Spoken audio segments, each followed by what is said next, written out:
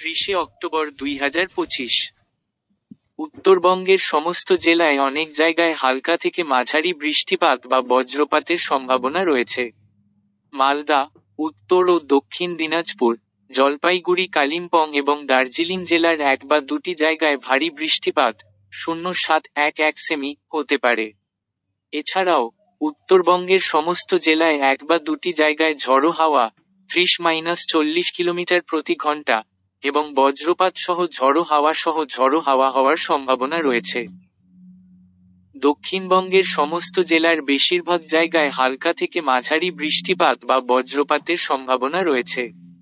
বীরভূম, মুর্শিদাবাদ, পশ্চিম বর্ধমান এবং পুরুলিয়া জেলার 1 বা 2টি জায়গায় ভারী বৃষ্টিপাত 0.711 সেমি হতে পারে।